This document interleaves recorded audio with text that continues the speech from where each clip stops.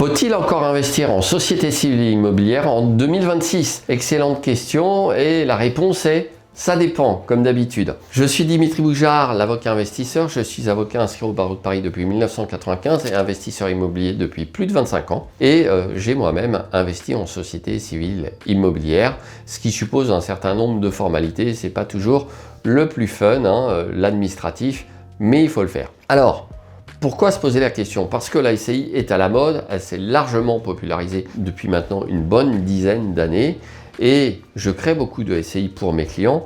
Ce sont essentiellement des sociétés civiles immobilières qui optent pour l'impôt sur les sociétés. Il y a plein de subtilités sur le passage de l'IR, impôt sur le revenu, vers l'IS, impôt sur les sociétés.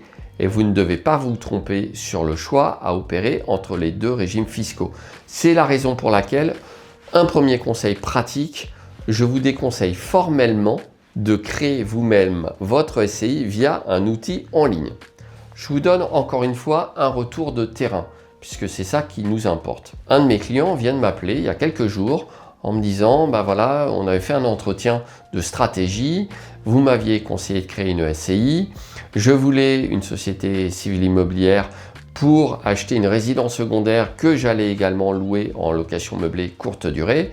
Et là, j'avais expliqué à ce client que sa société civile immobilière devrait opter pour l'impôt sur les sociétés pour pouvoir faire de la location meublée en courte durée, puisque le régime fiscal de la location meublée en courte durée est un régime de fiscalité commerciale.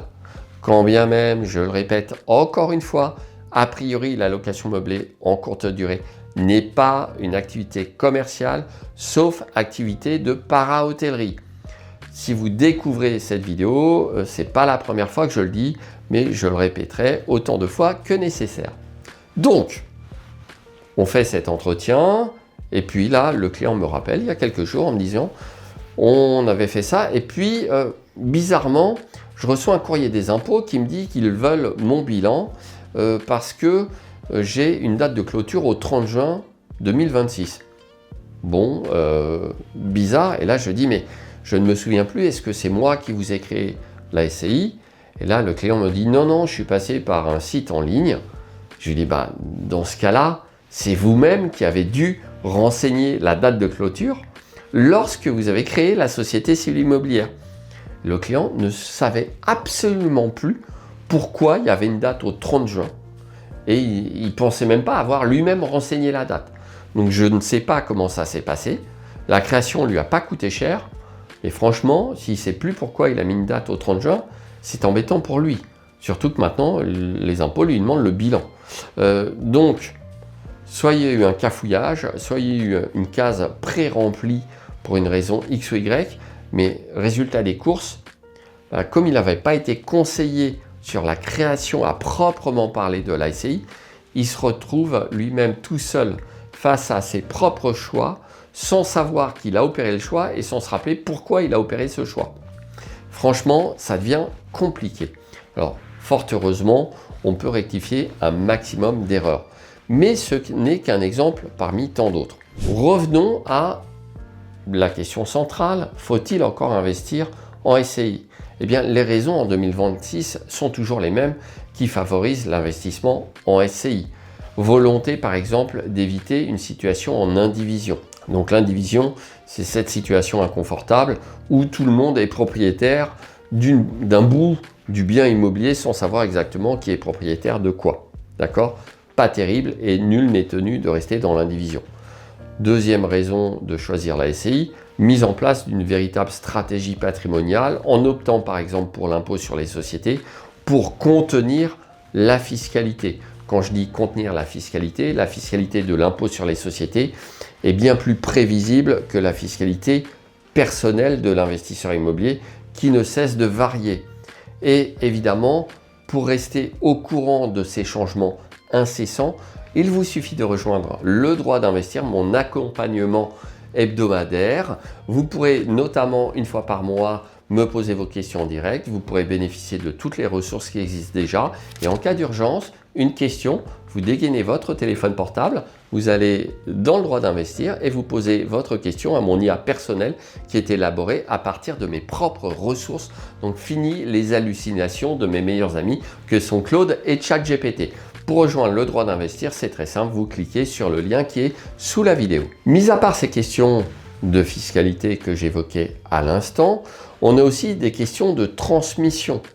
On va pouvoir assez souvent songer au démembrement de parts sociales. Alors, le démembrement, c'est un mot qui peut faire peur parfois à certains, surtout si vous regardez des films d'horreur. Je vous rassure tout de suite, le démembrement, ce n'est pas arracher des membres, c'est simplement scinder la nue propriété et l'usufruit. Et plutôt que cette vision d'horreur d'un cadavre qu'on écartèle, prenez l'image beaucoup plus sympathique d'un arbre fruitier, comme un pommier par exemple, image qui est d'un éminent professeur de droit. Vous indiquez à vos enfants que vous allez donner l'arbre, mais que chaque année vous allez récolter les pommes et donc conserver les fruits. C'est ce qu'on appelle l'usufruit. Je schématise, hein, le but n'est pas de vous faire un cours de droit, mais de vous aider à appréhender les notions essentielles. Donc d'ailleurs, c'est ma devise, rendre le droit compréhensible par tous. Et donc cette image du pommier est très parlante et à votre décès, les pommes sont transmises automatiquement au propriétaire du pommier. Donc l'usufruit des parts sociales de la SCI est transmis à vos héritiers qui détiennent déjà la nue propriété et sans passer par la case droit de succession. Donc vous voyez, autre bonne raison de créer toujours en 2026 une société civile immobilière, c'est la raison de l'organisation de la succession, de la transmission du patrimoine immobilier. Évidemment, la SCI, c'est une véritable société. Ne confondez pas la société civile immobilière et son compte bancaire avec votre propre compte bancaire. Pas question de partir aux Bahamas avec l'argent de la SCI à l'IS parce que ça pourrait être un abus de bien social et évidemment, à un moment ou à un autre, le fisc va venir frapper à votre porte en vous demandant des comptes, c'est le cas de le dire, mais surtout de l'argent avec des grosses pénalités. Vous le voyez, la société civile immobilière reste à l'heure actuelle une très bonne idée. Autre raison, je pourrais vous en dérouler plein, mais le but, c'est pas de vous faire un catalogue, hein. Ça n'aurait pas d'intérêt. Je vous donne vraiment les points essentiels. Donc, autre bonne raison, c'est tout simplement le financement bancaire. Parfois, vous allez être bloqué en nom propre et vous pourrez continuer à investir via une société civile immobilière, notamment en vous associant avec des gens solvables, alors que votre propre capacité d'emprunt est arrivée à son maximum. Pour aller plus loin, quel que soit le professionnel que vous choisissez, mais évidemment, venez me voir, ne créez pas vos sociétés civiles immobilières tout seul. Nos meilleurs amis ChatGPT et Claude n'ont pas le niveau pour le faire non plus à votre place, hein.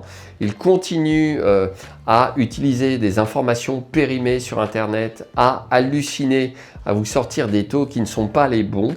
Bref, je ne suis pas encore remplacé par l'IA, même si j'utilise tous les jours l'IA, et notamment des IA évidemment juridiques, parce que je tiens à vous délivrer des informations précises, fiables et sourcées. Et sur ce, je vous dis à tout de suite dans la prochaine vidéo.